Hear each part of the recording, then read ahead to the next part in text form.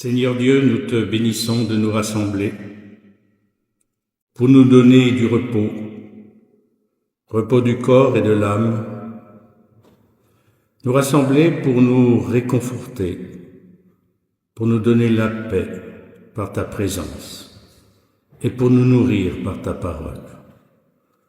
Béni sois-tu, Père, Fils et Saint-Esprit, aujourd'hui et toujours. Amen. Quel bonheur de revenir dans ce beau temple de Chêne-Bougerie et d'accueillir ce matin la communauté de Colonie Vendœuvre-Choulet, que je connais un peu après 13 ans de ministère. Des visages amis que je retrouve et qui font du bien, et même un ancien catéchumène qui se destine aujourd'hui à la théologie. Comme quoi, ce qui est semé peut germer. Merci à notre ami Jean-Jacques, qui malgré sa santé fragile, est parmi nous.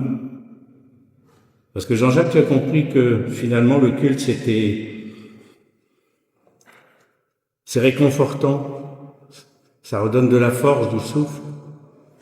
Ça, tu l'as compris. Et bienvenue. Alors, si je suis là et pas Vendœuvre, c'est parce que le pasteur de Vendœuvre, Nathalie, avant l'été, vous savez, les pasteurs en poste s'affolent. Ah, dis-donc, est-ce que tu es libre pour assurer le culte du 2 août? Trop tard, Nathalie. Gabriel a dégainé avant. Voilà pourquoi je suis là. À propos de Gabriel, alors, vous savez qu'il est avec les post-catéchumènes à Madagascar, le pays du Romazave et des Lémuriens, mais pas que. Et alors, il m'a envoyé quelques photos et un message pour vous. Alors, ce matin, il est avec les jeunes à la messe du père Pedro. Alors voici son message. Alors, il y a des photos, c'est drôle. De voir Gabriel en train de peindre un local avec les jeunes. Et donc si vous avez un local à repeindre, appelez Gabriel. Alors, voici son message. Nous allons réhabiliter, peindre le centre d'accueil des enfants défavorisés que l'association ouvre pour eux. Tous les midis, nous distribuons des repas chauds à quelques 400 enfants. Nous organisons aussi des jeux, des moments de rencontre, d'écoute et de partage. Il finit, voilà, en gros. Il aura l'occasion de vous en dire plus.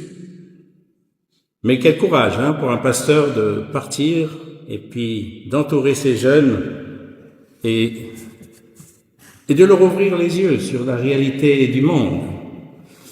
Madagascar, que je connais un peu, qui est une île magnifique, mais plus qu'une île, une population magnifique. Et puis vous avez bien sûr dans la paroisse, quel est le visage de ce pays? Elda. Voilà. Eh bien,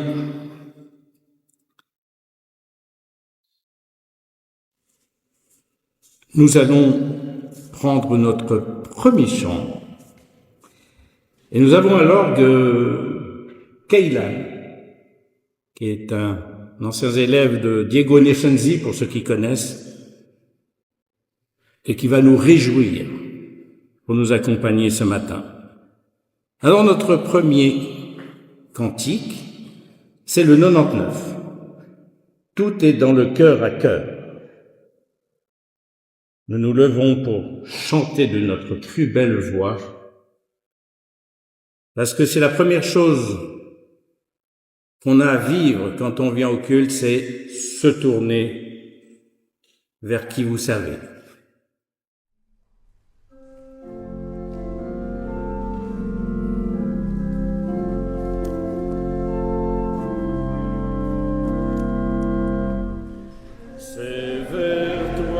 je me tourne, je veux marcher dans tes voies.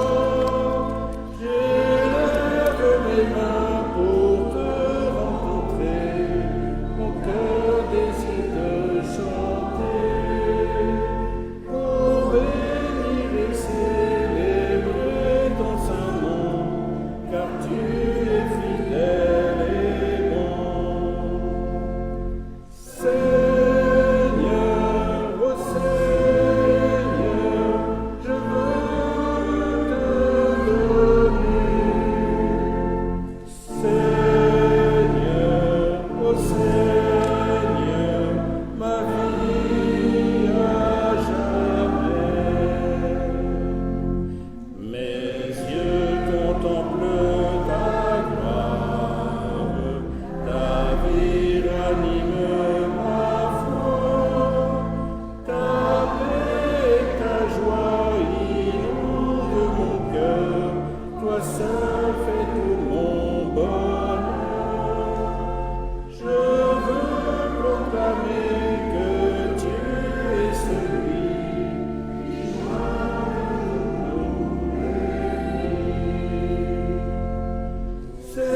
Seigneur, ô Seigneur, je veux partager. Seigneur, ô Seigneur, ta vie.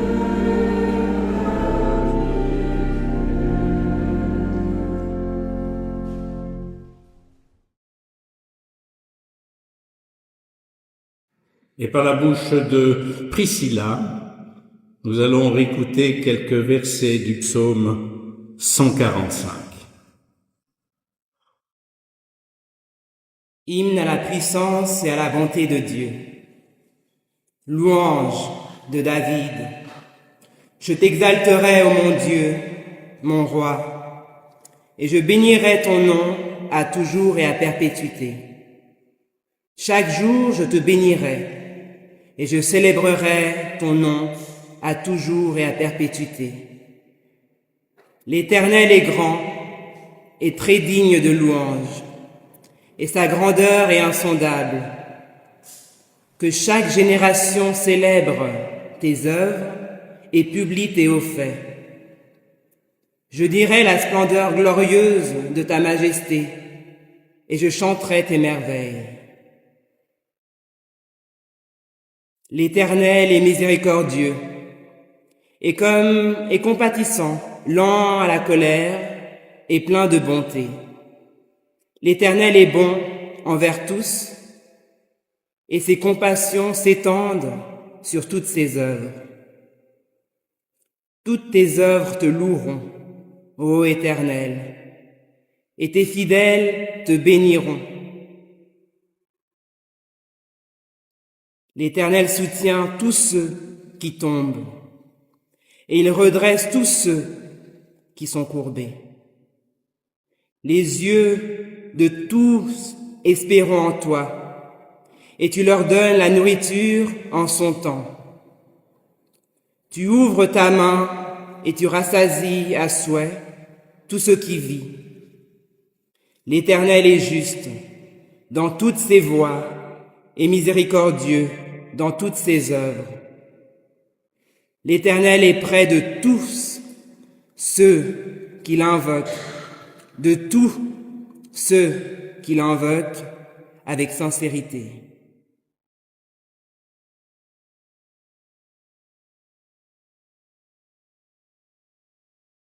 Lorsque quelqu'un vous demande c'est qui Dieu, grand-maman c'est qui Dieu? Lisons le psaume 145. Voilà, chérie, qui est Dieu, et qui n'en voudrait pas de cet Éternel? Eh bien, nous allons continuer à le louer, l'Éternel, au numéro 9 de notre chansonnier. Et nous nous levons, je louerai l'Éternel, une juste conséquence.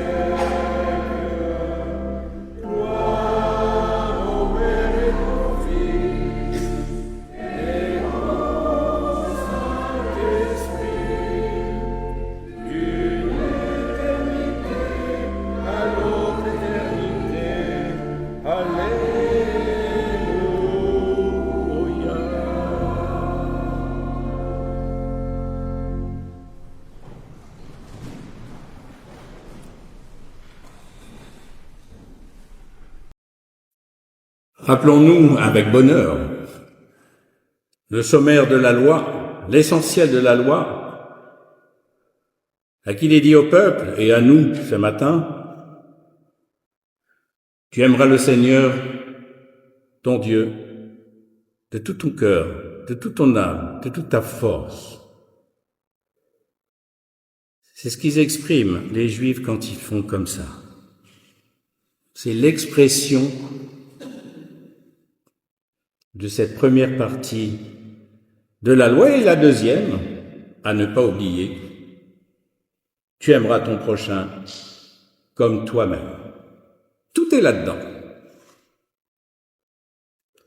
Jésus n'a pas fait une nouvelle religion, il a tout simplement remis l'amour au centre de la foi. Ce que reprendra Paul: Dieu est amour. Alors nous allons entendre maintenant un passage de l'évangile de Matthieu, au chapitre 14, qui redit ça à sa manière. Et c'est toujours par la bouche de Priscilla, qui est liturge ce matin, que nous allons réécouter ce récit de l'évangile.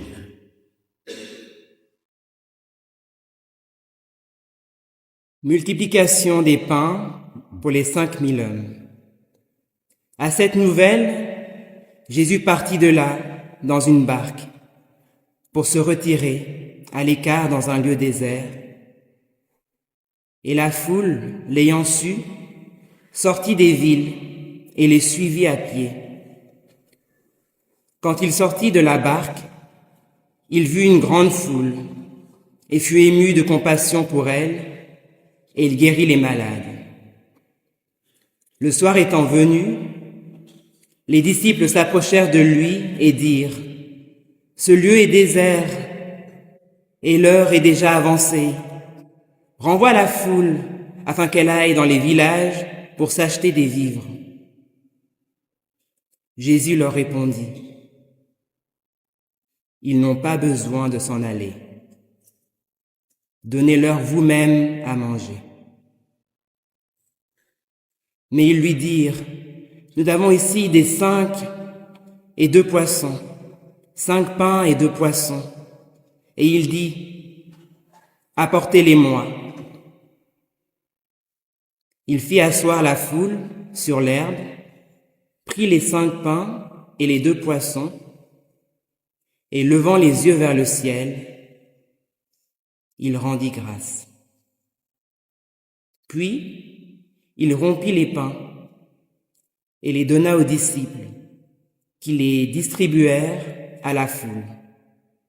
Tous mangèrent et furent rassasiés, et l'on emporta 12 paniers pleins des morceaux qui restaient.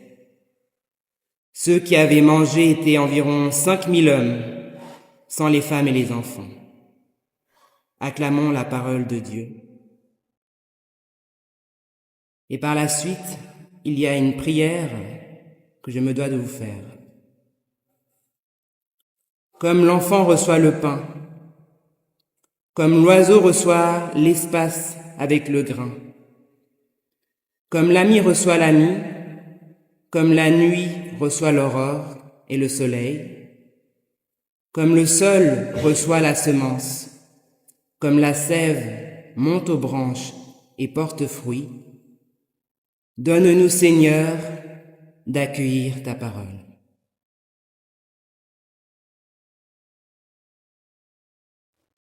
Ce temps de silence pour nous souvenir qu'une graine, pour qu'elle germe, il faut qu'elle descende dans la terre.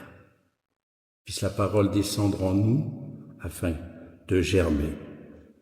Alors ce matin, en arrivant, Mehdi, qui est l'intendant de ce jour, me signale qu'il y a un corbeau qui est entré pour le culte. Il est là-haut sur l'orgue, le corbeau. Ah oui. Et du coup, je me suis dit, mais je vais changer de texte et prendre celui du prophète Élie, qui a été nourri par les corbeaux de pain et de viande, alors que c'était la sécheresse dans le pays. Salut corbeau. C'est beau ça. Hier, j'avais une bénédiction nuptiale magnifique. Un couple qui a une micro-ferme du côté de Jussy. Et pourquoi j'en parle? Le corbeau, les animaux. Ah oui, ils avaient pris comme récit biblique une série de textes sur la semence qui germe. Et pour cause, quand on est dans la micro-ferme, c'est ça. Et nous prierons pour eux tout à l'heure d'ailleurs. Morgane et Mathieu ont été bénis hier. Ah oui, à propos des animaux, il y avait des chiens. Et puis le couple a dit, est-ce qu'on peut, puis c'est un chien adorable, il dit, pourquoi pas? Et puis quelqu'un à l'entrée du temple qui dit, est-ce que mon chien peut être accepté dans le temple? Vous auriez dit quoi, vous?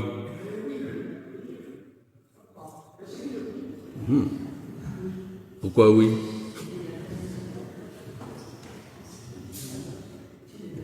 Pourquoi oui? C'est la nature, c'est la création de Dieu.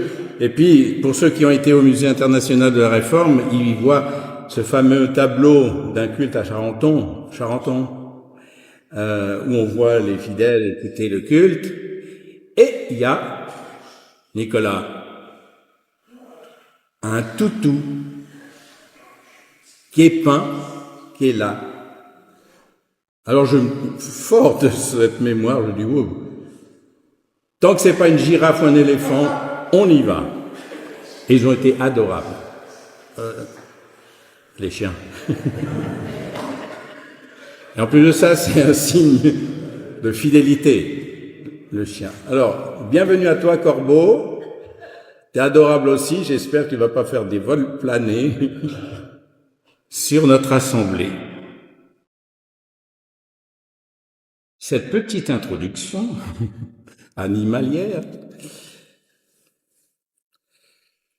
Alors, le récit que nous avons entendu dans l'évangile de Matthieu, se retrouve dans les 4 évangiles. Et si j'ai pris cet évangile, c'est bien parce que c'est l'évangile du jour pour nos amis catholiques. On se dit, pourquoi pas prendre ce même récit. Ce fameux récit des 5 pains et 2 poissons. Donc, s'il se trouve dans les 4 évangiles, c'est que c'est important. Mais quelle est son importance? Alors, souvenons-nous, qu'est-ce qui s'est passé au bord du lac de Galilée? Alors, nous l'avons entendu, Jésus est dans le deuil. Jean-Baptiste, son cousin, celui qui l'a baptisé, il est mort. Décapité, montré sur un plateau d'argent, décapité par le roi Hérode sur un caprice de l'une de ses nièces. Que veux-tu? La tête de Jean-Baptiste.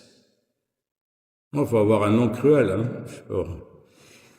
Alors, Jésus monte dans une barque, dit l'Évangile, à l'écart dans un lieu désert, sans doute pour déposer sa peine, pour reprendre des forces.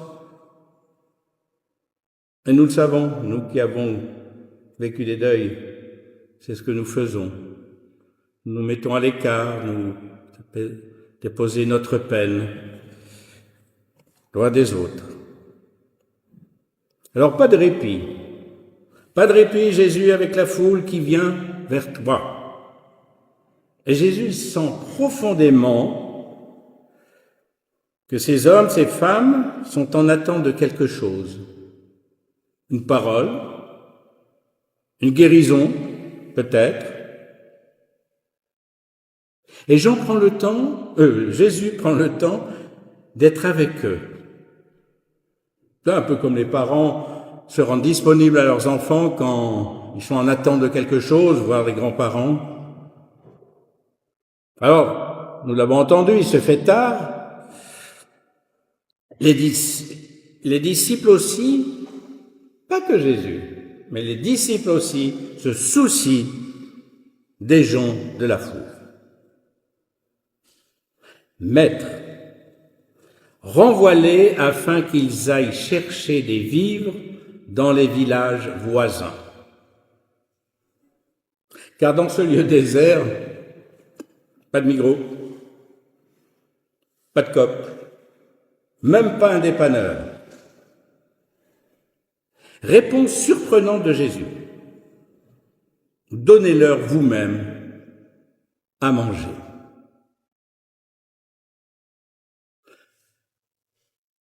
Alors, c'est un gag, ont dû penser les disciples. Devant cette foule, et quand ils regardent leur panier, avec 5 pains et 2 poissons pour toute cette foule, de plus de 5000 personnes, c'est un gag.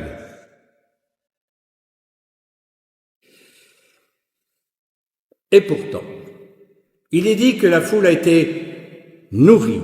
Il est même resté 12 paniers pleins. Alors, face à un récit comme celui-ci, notre raison, notre foi sont mises à l'épreuve. Lorsque nous pensons à la faim dans le monde, vas-y.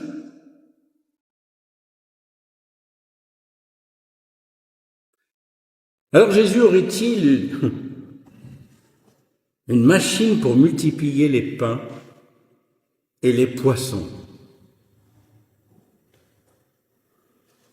À noter que le mot multiplier n'est pas dans le récit.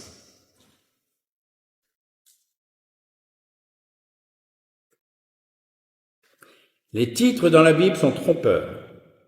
Ils n'existaient pas à l'origine. Mais le mot multiplier n'est pas dans ce récit. Alors combien de fois j'ai redit à mes bien-aimés catéchumènes, il n'y a aucune magie dans la Bible.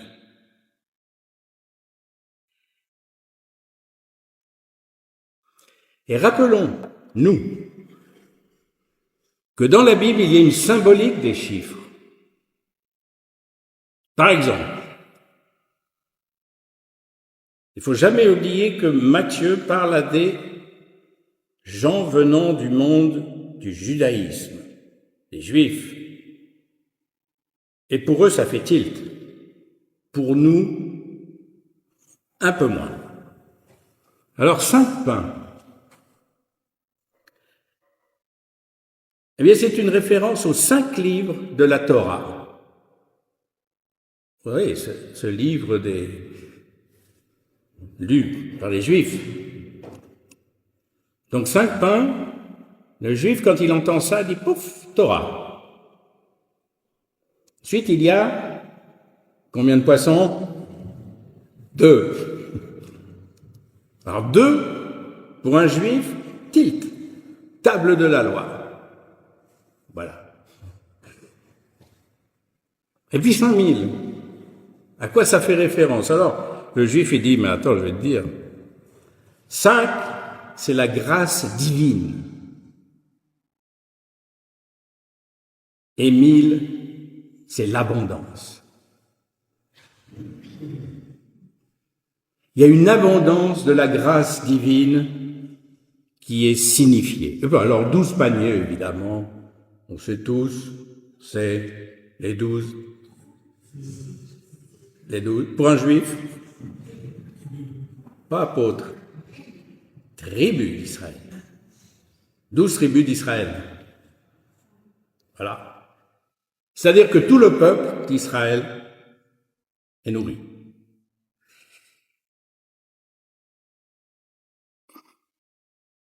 Oui, le peuple juif a une bonne connaissance de tout cela. Nous, ça nous surprend. Ah bon?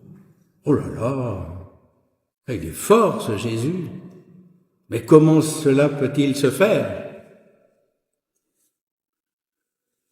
Alors que nous dit le récit? Jésus prend le peu de ses disciples, le peu, et il lève les yeux vers le ciel, il rend grâce, il rompt le pain et il le distribue à ses disciples, qui à leur tour les partagent avec les gens qui sont là. Une foule affamée. Ça vous rappelle quoi? Lever les yeux vers le ciel, rompre le pain, rendre grâce, rompre le pain et le partager. Vous n'êtes pas juif, mais vous êtes chrétien quand même. Ça vous rappelle la scène, la Sainte Seine. Alors en fait, ce que fait Jésus, c'est le rituel du père de famille juif avant le repas. Vous avez déjà assisté à un repas de la communauté juive? Mais c'est ce qu'il fait le père. Il fait la même chose.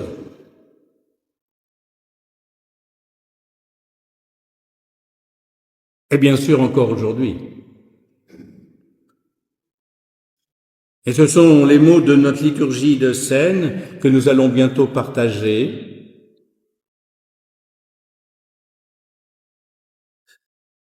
Ce repas qui nous rassemble, petits et grands, avec toutes nos différences, nos cultures. Un repas que préside le Christ. C'est lui qui a la manœuvre.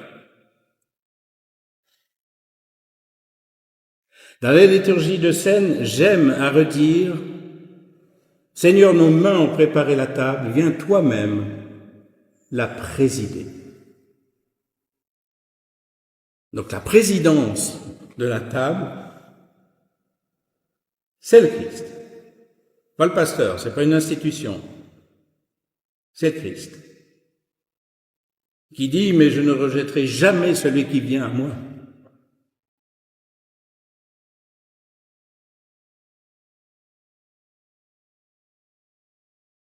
Donc nous n'avons pas à sur la main de celui qui s'avance.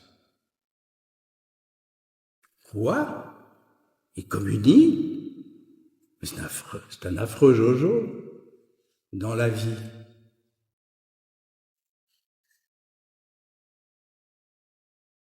Ça, c'est notre regard. Puis le regard du Christ, eh bien, c'est le pain de vie que je donne à cet homme ou à cette femme. Mais c'est là venir à moi. Alors, nous avons entendu, Jésus fait asseoir la foule. Alors, qu'est-ce que ça veut dire être assis pour un pique-nique? Pas être debout, mais assis. On est bien assis autour de la table. Et c'est important d'être assis. Mais pourquoi? Parce que cela permet les échanges. Vous habitez où? Vous faites quoi dans la vie? Voilà.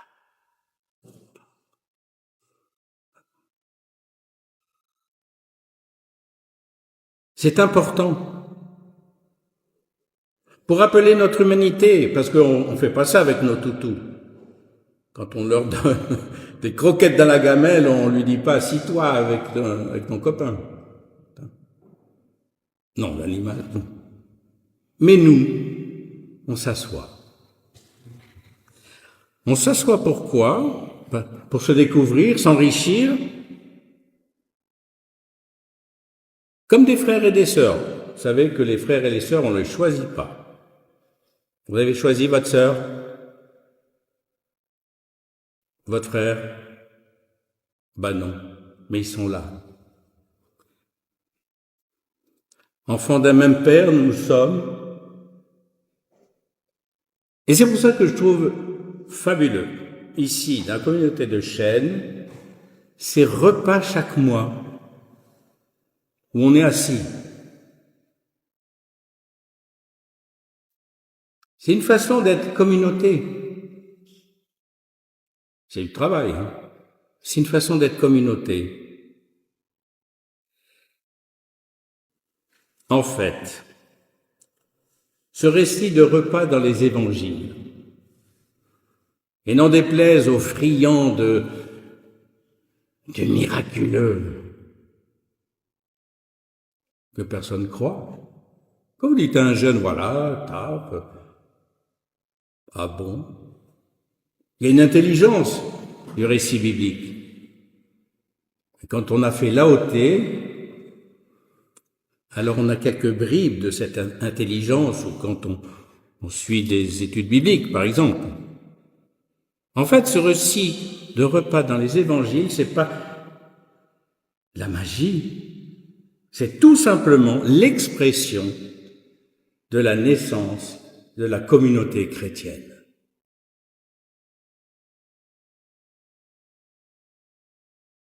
La scène est au cœur de la communauté chrétienne. La table est au cœur, le pain, le vin est au cœur de notre foi chrétienne. Avec ses dimensions de partage, de ce Christ qui nourrit, de cette mission qui revient à chacun, à chacune, de mettre à disposition des autres le peu qu'il a, le peu qu'elle a, le peu que nous sommes.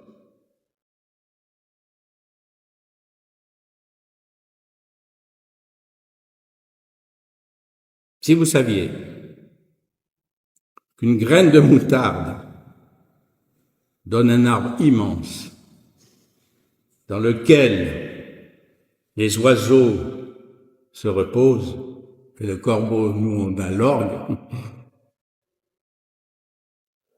Alors oui, faire aller plus loin, non pas seulement des paroles, mais aussi ce qui nourrit le corps.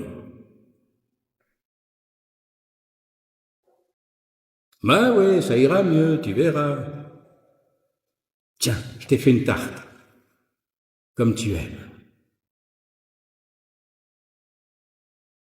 La parole liée à quelque chose de nourrissant et de réjouissant.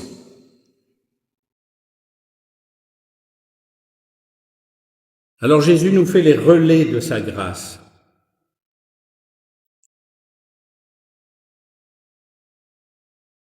Nous sommes souvent frileux. Nous ne prenons pas toujours conscience qu'avec notre peu, nous pouvons faire beaucoup face à celui, à celle qui a besoin d'être nourri.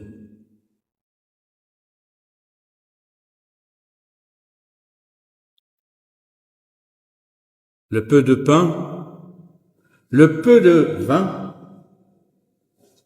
ou de jus de raisin qui vont m'être donnés dans un geste de partage, dans un instant, de la part du Christ. Alors vont-ils combler ma faim? Ma faim de quoi? Il faut toujours identifier les faims. J'ai faim de quoi aujourd'hui? J'ai soif de quoi aujourd'hui?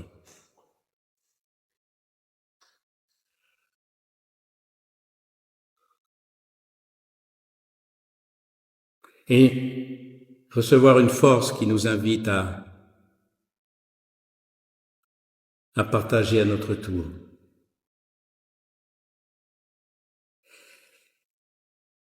Je remercie Jésus de ne pas avoir rompu les poissons. Parce qu'imaginez, le pasteur, à chaque scène, le pain et les poissons. Quelle est notre faim? Quelle est notre soif aujourd'hui? Et croyons-nous que le Christ peut nous rassasier avec peu. Amen.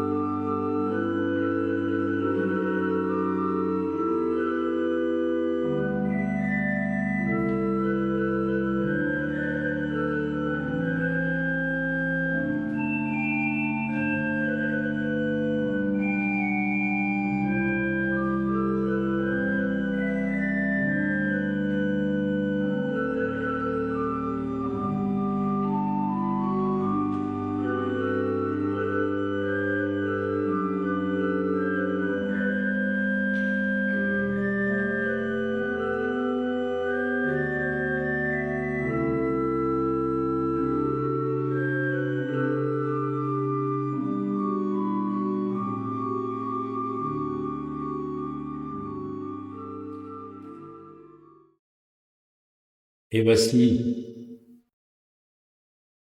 ce que Paul transmet ce qu'on a reçu. J'ai reçu du Seigneur ce que je vous ai enseigné.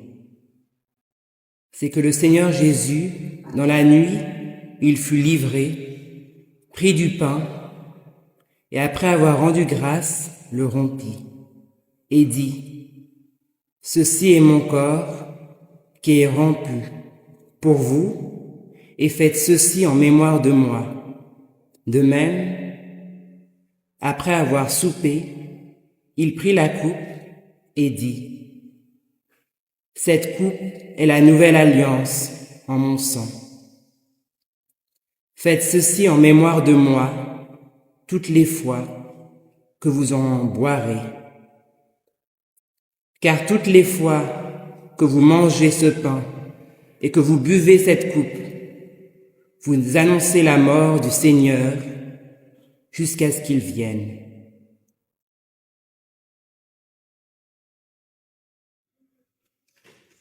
Nous allons recevoir la bénédiction de Dieu avec une parole d'envoi. Je vous invite à vous lever. Et la bénédiction sera suivie du chant 138 dans ces jours qui viennent. Alors avoue que Dieu appelait à la vie, mais pour vivre.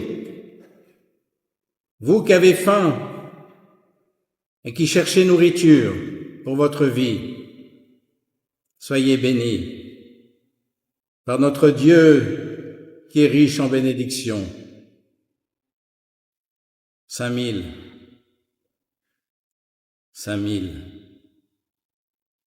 5 grâces divines, 1000 l'abondance de la grâce divine pour notre vie et ce qui nous entoure, et plus loin dans le monde.